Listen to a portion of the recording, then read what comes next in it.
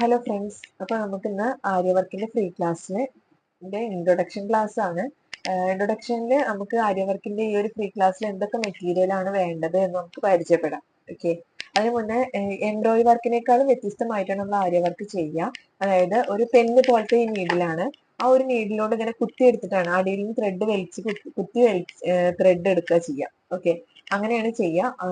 നമുക്ക് beads, sugar Bede, cut Bede, അതുപോലെ സെർദോസി, അങ്ങനെയുള്ള ഒരുപാട് വർക്കുകൾ നമുക്ക് ഈ ഒരു ആര്യ നീഡിൽ വെച്ചിട്ടാണ് നമ്മൾ ഈ ഒരു ആര്യ വർക്കിലൂടെയാണ് നമ്മൾ പഠിച്ചെടുക്കുക. ഓക്കെ, പിന്നെ ഇപ്പോൾ ഈ ഒരു ബ്രൈഡൽ ബ്ലൗസ്, അതുപോലെ അങ്ങനെയുള്ള ഇതൊക്കെ നന്നായിട്ട് ട്രെൻഡിങ് ആയി നടന്നുകൊണ്ടിരിക്കുന്ന ഈ ബ്രൈഡൽ ബ്ലൗസിന്റെ ഒക്കെ വർക്ക് നമ്മൾ ഈ ഒരു ആര്യ വർക്കിലൂടെയാണ് നമ്മൾ ചെയ്തെടുക്കുക. നമുക്ക് സാധാ സൂചി നൂലും വെച്ച് തുന്നിയെടുക്കുന്നതിനേക്കാളും എളുപ്പത്തിൽ നമുക്ക് ആര്യ വർക്ക് ചെയ്തെടുക്കാൻ പറ്റും.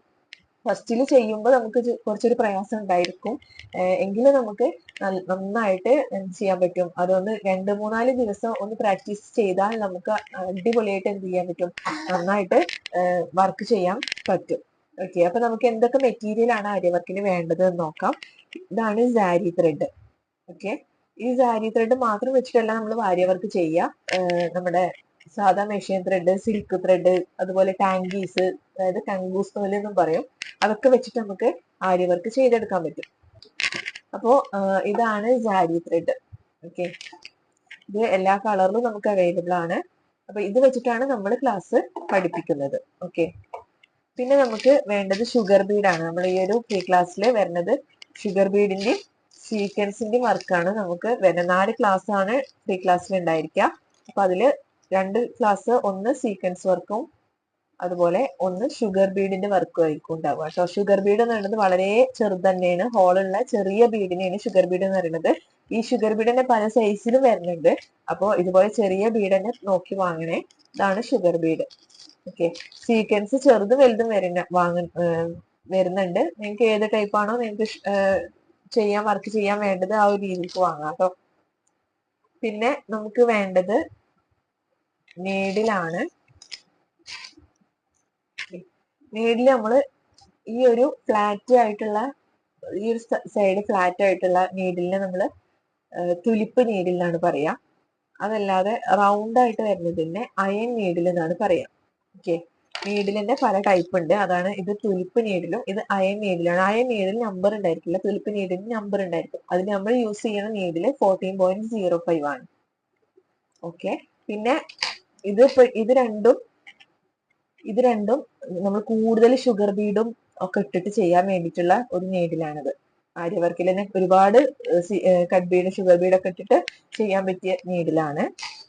പിന്നെ ഇത് 14.05 തന്നെയാണ്. ഇത് ചെയ്യാൻ എളുപ്പത്തിന് വേണ്ടിയിട്ട് നമ്മൾ എന്ത് ചെയ്തിട്ടാണ്, പൈപ്പിംഗ് ത്രെഡ് ചുറ്റിയെടുത്തിട്ടാണ്. കോട്ടന്റെ തുണിയോ അല്ലെങ്കിൽ ഇങ്ങനെ നൈസായിട്ടുള്ള തുണിയോ അല്ലെങ്കിൽ പിന്നെ പൈപ്പിംഗ് ത്രെഡോ ചുറ്റി എടുക്കുകയാണെങ്കിൽ നമുക്ക് ഈ ഒരു ഫ്ലാറ്റ് ആയ സ്ഥലം പിടിച്ചിട്ട് ചെയ്യുന്നേക്കാളും എളുപ്പത്തിൽ നമുക്ക് ഈ ഒരു ഭാഗം പിടിച്ചിട്ട് ചെയ്യാൻ പറ്റും, ആരി വർക്ക് ചെയ്യാൻ സാധിക്കും. ഓക്കെ, അതുപോലെ നമുക്ക് വേണ്ട വേറൊരു നീഡിലാണ് 24. അത് ഞാനൊരു പെന്നിന്റെ ഉള്ളിലാണ് ഇട്ടിട്ടുള്ളത്.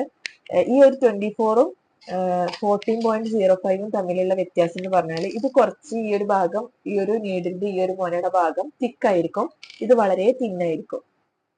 ഓക്കെ, നമുക്ക് നേരിൽ കണ്ടാൽ മനസ്സിലാകും. ക്യാമറയിൽ എത്രത്തോളം നിങ്ങൾക്ക് അത് ക്ലിയർ ആവുന്നുണ്ടെന്നും അറിയില്ല. ഓക്കെ, അപ്പോ ചില ബീഡ്സും കാര്യങ്ങളൊക്കെ നമുക്ക് ചിലപ്പോൾ ഈ ഒരു 40 ഇങ്ങനെ ഇടാൻ പറ്റിക്കോളണമെന്നില്ല. അപ്പൊ നമുക്ക് യൂസ് ചെയ്യാൻ പറ്റിയൊരു നീഡിലാണ് 24. അപ്പോൾ നിങ്ങൾക്ക് ഇതും വാങ്ങി വെക്കണം, നല്ലതാണ്.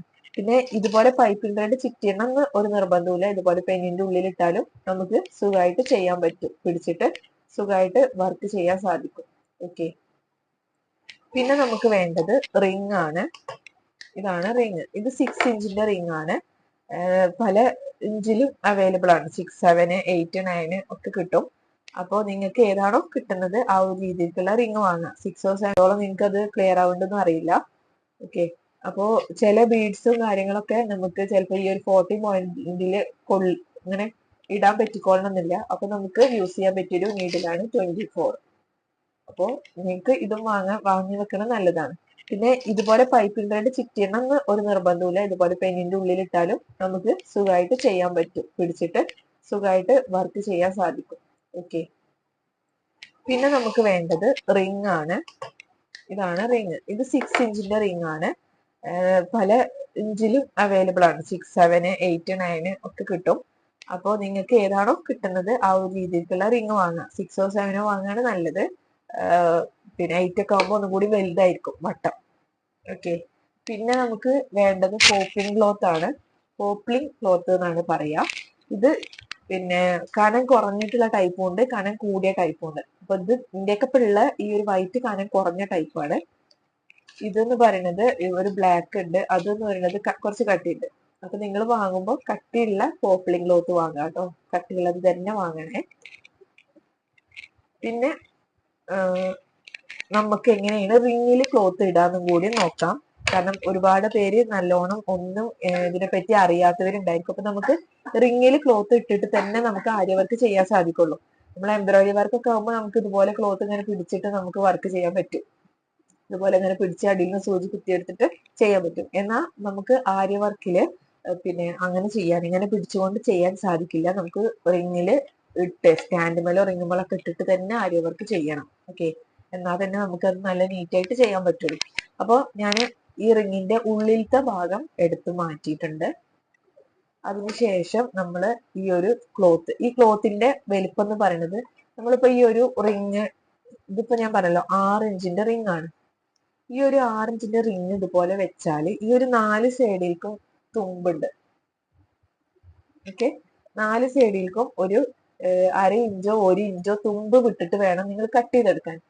അപ്പൊ നിങ്ങൾ എത്ര ഇഞ്ചിന്റെ റിംഗ് ആണോ വാങ്ങുന്നത്, ഇപ്പൊ 7 ഇഞ്ച് ആണെങ്കിൽ ആ 7 ഇഞ്ചിന്റെ റിംഗ് ഇതുപോലെ വെച്ചിട്ട് 1 ഇഞ്ച് ഇവിടെ, 1 ഇഞ്ച് ഇവിടെ, 1 ഇഞ്ച് ഇവിടെ, 1 ഇഞ്ച് ഇവിടെ തുമ്പ് വിട്ടിട്ട് വേണം ക്ലോത്ത് കട്ട് ചെയ്തെടുക്കാൻ. ഓക്കെ. അതിനുശേഷം ഇതുപോലെ ഉള്ളിലത്തെ റിംഗ് ആണ് കേട്ടോ, ആ സ്ക്രൂ ഇല്ലാത്ത ഉള്ളിലത്തെ റിംഗ് ആണ് നമ്മൾ എടുത്തിട്ടുള്ളത്. അതിന്റെ മുകളിൽ ക്ലോത്ത് വെക്കുക. ഇതുപോലെ വെച്ചതിന് ശേഷം ഈ ഒരു റിങ്ങിന്റെ സ്ക്രൂ ലൂസാക്കി കൊടുക്കുക. നന്നായിട്ട് ലൂസാക്കി കൊടുക്കുക.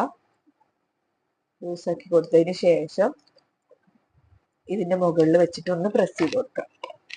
ഓക്കെ. കണ്ട, ഇതിന്റെ മുകളിൽ വെച്ചിട്ട് ഒന്ന് പ്രസ് ചെയ്ത് കൊടുത്തു.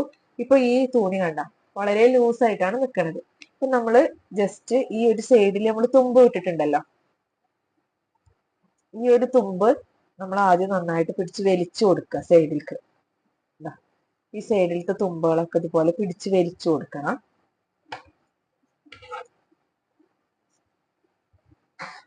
എല്ലാ സൈഡിലത്തെ തുമ്പും പിടിച്ച് വലിച്ചു കൊടുക്കുക. അതിനുശേഷം നമ്മൾ ഈ ഒരു സ്ക്രൂ ടൈറ്റ് ആക്കി കൊടുക്കുക.